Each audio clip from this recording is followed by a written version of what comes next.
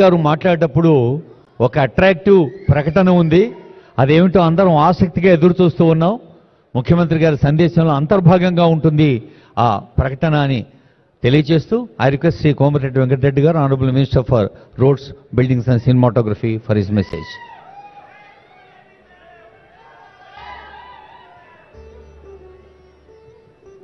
Padma award functions సభాధ్యక్షత వహించిన మిత్రుడు జుబ్బల కృష్ణారావు గారు, మన ప్రియతమ ముఖ్యమంత్రి వర్యులు ఇంత మంచి కార్యక్రమాన్ని ఏర్పాటు చేసి పద్మ విభూషణ్ అవార్డులకు అలాగే పద్మ అవార్డులకు కార్యక్రమానికి ముఖ్య అతిథిగా విచ్చేసిన రేవంత్ రెడ్డి గారికి, నా సహచర మంత్రివర్యులు అలాగే గౌరవ ఉప ముఖ్యమంత్రి వర్యులు బట్టి విక్రమార్క గారు, పొంగులేటి శ్రీనివాసరెడ్డి గారికి, శాంతి కుమార్ చీఫ్ సెక్రటరీ గారికి, ముఖ్యంగా ఈరోజు తెలుగు జాతి తెలుగు ప్రజలందరూ గర్వించే విధంగా పద్మ విభూషణ్ అవార్డులు అందుకుంటున్న గౌరవ మాజీ ఉపరాష్ట్రపతి వారు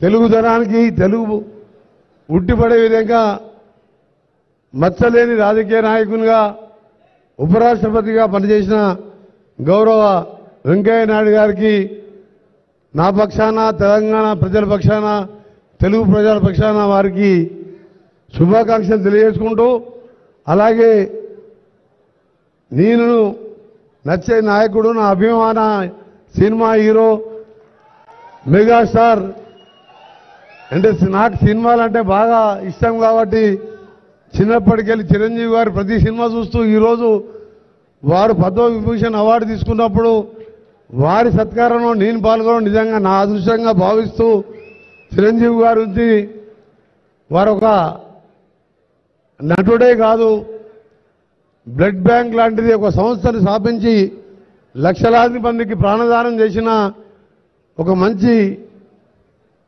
నాయకుడు, మంచి యాక్టరే కాదు, ఒక మానవతావాది. వారికి కూడా శుభాకాంక్షలు తెలియజేసుకుంటూ, వెంకయ్య నాయుడు గారి గురించి నాలాంటి వారు మాట్లాడితే చాలా మంచి మనిషి కాదు, ఎందుకంటే మహోన్నతమైన వ్యక్తి, మచ్చలేని నాయకుడు. తెలుగు రాష్ట్రాలలో వారితో పాటు ఇటీవలనే కీర్తి చేసిన మన జైపాల్ రెడ్డి గారు. ఇలాంటి నాయకుల గురించి చెప్పాలంటే నిజంగా మన అదృష్టం, తెలుగు జాతిది, తెలుగు నేలది. వారు రాజకీయాలే కాకుండా స్వర్ణ భారతి ట్రస్ట్ స్థాపించి ఎంతో మందికి సేవలు అందిస్తున్న వెంకయ్య నాయుడు గారికి మరొకసారి శుభాకాంక్షలు తెలియజేసుకుంటూ, వారు నిన్న నూరేళ్లు ఆరోగ్యంగా ఉండాలని భగవంతుని ప్రార్థిస్తూ, అలాగే ఈరోజు ఇంకా ఇతర పద్మశ్రీ అవార్డులు అందుకున్న కళాకారులు, ముఖ్యంగా మా జిల్లాకు, మా గ్రామానికి, మా పక్క గ్రామానికి చెందిన మా గురువర్యులు కూరెళ్ల విఠలాచారి గారికి ముందుగా పాదాభివందనం తెలియజేసుకుంటూ, నారుతో పాటు ఆనందచారి గారు, కొండప్ప గారికి, ఉమా మహేశ్వరి గారికి, గడ్డం సమ్మయ్య గారు, కితాబత్ సోమాలాల్ గారికి, వీరందరూ కూడా నా పక్షాన, మా ప్రభుత్వం పక్షాన శుభాకాంక్షలు తెలియజేసుకుంటూ, రాబో కాలంలో మా తెలంగాణ ప్రభుత్వం నూతనంగా ఏర్పడ్డ ప్రభుత్వం ఇటీవలనే మా గౌరవ ముఖ్యమంత్రి గారు అవార్డులు ఇచ్చే కార్యక్రమాన్ని గద్దర్ పేరుగా మార్చి మరొక తెలుగు సినిమా ఇండస్ట్రీని కానీ, తెలుగు కళాకారులకు కానివ్వండి, తెలంగాణలో ప్రోత్సహించడానికి అన్ని విధాలుగా అండగా ఉంటుందని చెప్పి సినిమాటోగ్రఫీ మంత్రిగా మీ అందరూ కూడా హామీ ఇచ్చుకుంటూ, మరొకసారి పద్మ విభూషణ్ అవార్డు తీసుకున్న గౌరవ వెంకయ్య నాయుడు గారికి, మా హీరో, మా అభిమాన నాయకుడు చిరంజీవి గారికి మరొకసారి శుభాకాంక్షలు. అందరికీ నమస్కారం. Thank you very much. ధన్యవాదాలు. గౌరవ మంత్రివర్యులకు ధన్యవాదాలు చెబుతూ, ముఖ్యమంత్రి గారు మొన్న అడవి తల్లికి నిలయమైన నాగోబా అక్కడ అడవి బిడ్డలతో మాట్లాడుతున్నప్పుడు ఉప ముఖ్యమంత్రి గారి గురించి ఒక మాట అన్నారు, మన భట్టి గారు వట్టిగా రారు, గట్టిగా సాయం చేస్తారు అని. అలాంటి తెలంగాణ రాష్ట్ర ఉప ముఖ్యమంత్రి వర్యులు గౌరవనీయులు భట్టి విక్రమార్క మల్లు గారి సందేశం.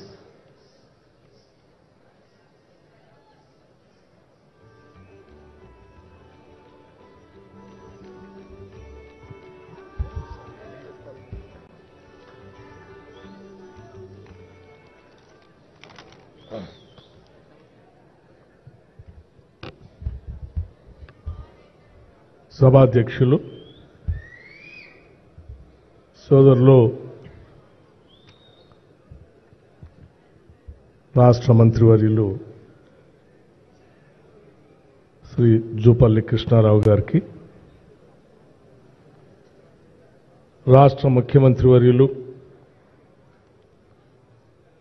శ్రీ రేవంత్ రెడ్డి గారికి, పద్మవిభూషణ్ అవార్డు గ్రహీతలు పెద్దలు శ్రీ గౌరవ వెంకయ్యనాయుడు గారికి, అట్లాగే మరో పద్మవిభూషణ్ అవార్డు గ్రహీతలు పెద్దలు శ్రీ చిరంజీవి గారికి,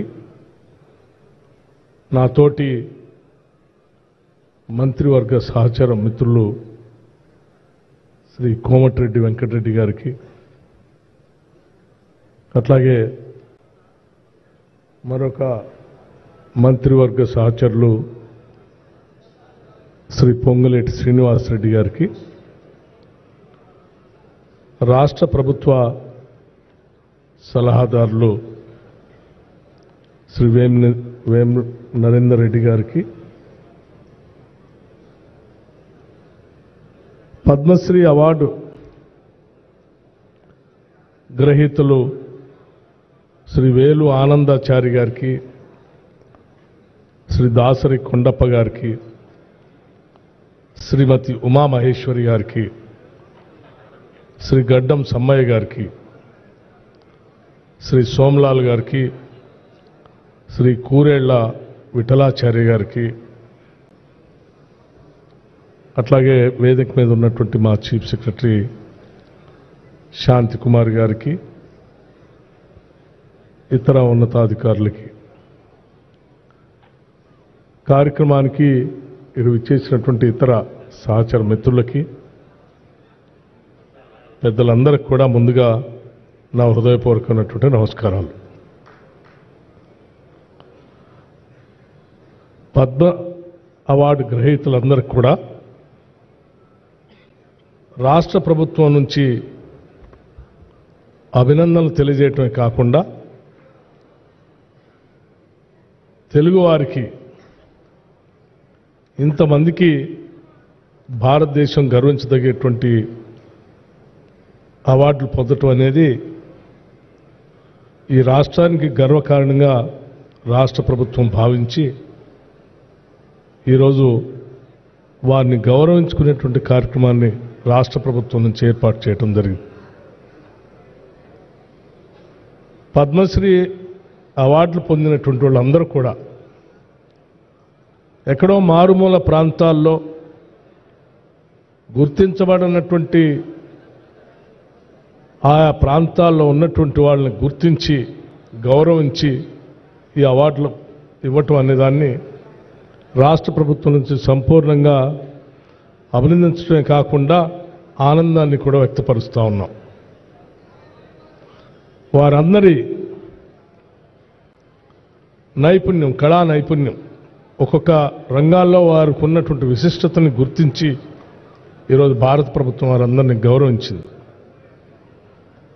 వారందరికి కూడా రాష్ట్ర ప్రభుత్వం నుంచి మనస్ఫూర్తిగా అభినందనలు, గౌరవపరమైనటువంటి సన్మాన కార్యక్రమాన్ని ఈరోజు ఏర్పాటు చేసుకోవటమే రాష్ట్ర ప్రభుత్వం యొక్క ప్రధాన బాధ్యతగా భావించి మేము ఈరోజు కార్యక్రమాన్ని ఏర్పాటు చేశాం.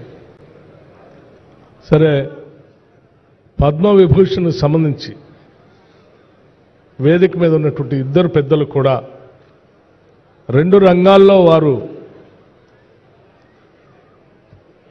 పినకల్ అంటే ఉన్నత స్థాయికి చేరినటువంటి గొప్పవాళ్ళు భారతదేశానికి సంబంధించినంతవరకు. వెంకయ్యనాయుడు గారు విద్యార్థి దశ నుంచే నాయకత్వ లక్షణాలను పునిగిపుచ్చుకొని ఉద్యమకారుడిగా నుంచి ఒక పరిణితి చెందినటువంటి రాజనీతిజ్ఞుడిగా ఈ దేశంలో ఎదిగినటువంటి ఒక గొప్ప రాజకీయ నాయకుడు ఆయన. వారి మాటలు వింటూ, వారి యాస ప్రాస వింటూ ఓ ప్రతిపక్ష నాయకుడిగా సంఖ్యాబలం లేకపోయినప్పటికి కూడా శాసనసభలో ప్రజా సమస్యలపైన ఏ రకంగా మాట్లాడొచ్చో వెంకయ్యనాయుడు గారు ఉపన్యాసాలు వింటే చాలా స్పష్టంగా మనందరికీ అర్థమవుతుంది.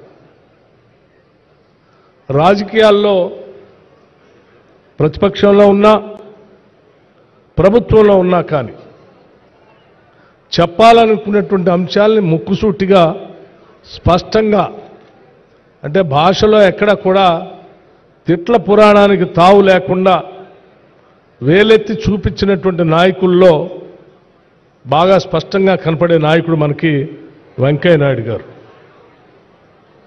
వారు ఇక్కడ శాసనసభలో కానీ లేకపోతే పార్లమెంట్లో రాజ్యసభలో కానీ లేకపోతే సభా నిర్వహణలో కానీ ఉపరాష్ట్రపతిగా రాజ్యసభని నడిపించేటువంటి కార్యక్రమంలో కానీ రాజకీయాలకు అతీతంగానే వారు నడిపినటువంటి హుందాతనం నిజంగా మనందరికీ మా అందరికీ ఆదర్శవంతంగా ఉంటుంది, ఉండాలని కూడా నేను బలంగా కోరుకునేటువంటి వ్యక్తిగా శ్రీ వెంకయ్యనాయుడు గారికి పద్మ విభూషణ్ రావటం అనేది మేమందరం చాలా సంతోషించినటువంటి విషయంగా ఈ సందర్భంగా రాష్ట్ర ప్రభుత్వం నుంచి మనం చేయదలుచుకున్నాం.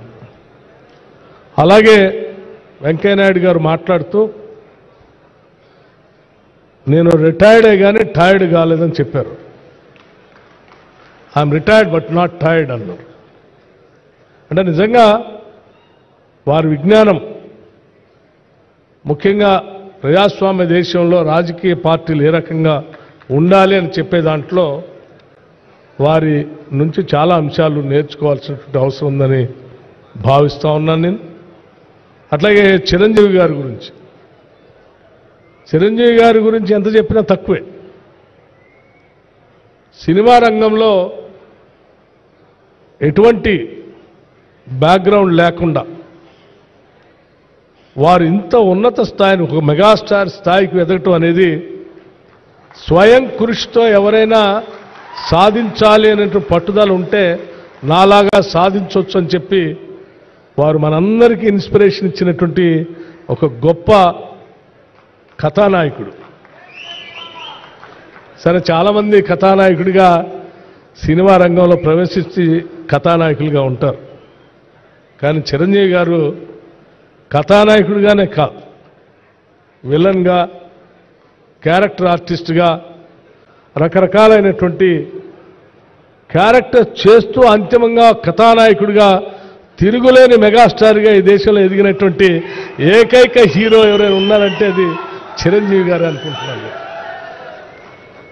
సమాజంలో ఉన్నటువంటి అనేక పాత్రలు, స్వయం కృషి లాంటి సినిమాలో కానీ, ఊరికిచ్చినటువంటి మాటల్లో ఒక కథానాయకుడి పాత్ర కానీ, లేకపోతే రకరకాల, అంటే సమాజాన్ని స్ఫూర్తిగా తీసుకొని ముందుకు నడిపించడానికి పనికొచ్చేటువంటి అనేక పాత్రలు పోషించి వారు గొప్ప స్థాయికి ఎదిగారు. వారితో ఆనాటి ఉమ్మడి సభలో శాసనసభ్యుడిగా పనిచేసేటువంటి అవకాశం, అదృష్టం మా అందరికి కలగటం నిజంగా చిరంజీవి గారు తెలుగు ప్రజలందరికీ కూడా ఒక గొప్ప కథానాయకుడికి కాదు, ఒక విలువలతో కూడినటువంటి కథానాయకుడిగా నేను చూస్తూ ఉన్నాను. వారు కథానాయకులు సరే వారి ప్రైవేట్ జీవితంతో ఆ ఫ్యాన్ ఫాలోయింగ్తో పోతూ ఉంటారు. కానీ చిరంజీవి గారు తను అదే కాదు, సమాజానికి కూడా ఏదో సేవ చేయాలనేటువంటి ఆలోచనతో, సేవాభావంతో బ్లడ్ బ్యాంక్ దగ్గర నుంచి మొదలు పెడితే అనేక గుప్తదానాలు కూడా చేస్తూ వారి సమాజానికి ఎన్నో కార్యక్రమాలు చేస్తూ ఉన్నారు. ముఖ్యంగా మదర్ తెరీసా గురించి వారు చెప్పినటువంటి మాటలు కానీ, ఆ విగ్రహావిష్కరణ చేయాలని వారు చూపించినటువంటి పట్టుదల కానీ, అవన్నీ చూస్తూ ఉంటే I have to give something to this society అని చెప్పి వారిలో కనపడేటువంటి తృష్ణ తప్పనిసరిగా ఈ రాష్ట్రంలోనే కాదు, దేశంలో ఉన్నటువంటి కథానాయకులందరూ కూడా వారిని ఆదర్శంగా తీసుకొని ముందుకు పోతే ఈ సమాజానికి చాలా మేలు జరుగుతుందని నేను భావిస్తూ ఉన్నాను. వారికి వచ్చినటువంటి పద్మ విభూషణ్, ఇంకా ఇటువంటి అవార్డులు ఎన్నో దేశం గర్వించదగినటువంటి కథానాయకుడు ఆయన. వారికి ఇంకా ఎన్నో అవార్డులు ఇటువంటివి రావాలని నేను మనస్ఫూర్తిగా కోరుకుంటూ, అట్లాగే చిరంజీవి గారికి అట్లాగే వెంకయ్యనాయుడు గారు ఇద్దరు కూడా వారిద్దరి జీవితాలు మనందరికీ రోల్ మోడల్స్. రెండు రంగాల్లో, అటు రాజకీయ రంగంలో ఇటు సినీ రంగంలో అన్ని రంగాల్లో కూడా వారిద్దరి జీవితాలు ఆదర్శం అని చెప్పి మీ అందరికీ నేను మనవి చేస్తూ, నేను మరొకసారి ఈ పద్మ అవార్డు గ్రహీతలందరికీ కూడా నేను మనస్ఫూర్తిగా అభినందనలు తెలియజేస్తూ, వారికి సన్మానం చేసేటువంటి ఈ కార్యక్రమంలో అవకాశం రావటం కూడా మా అదృష్టంగా నేను భావిస్తూ ముగిస్తా ఉన్నాను. Thank you. నమస్కారం. ధన్యవాదాలు సార్. ఆంగ్లం అందం పెరుగుతుంది, హిందీ హుందాతనం పెరుగుతుంది, మరి తెలుగు హాయిగా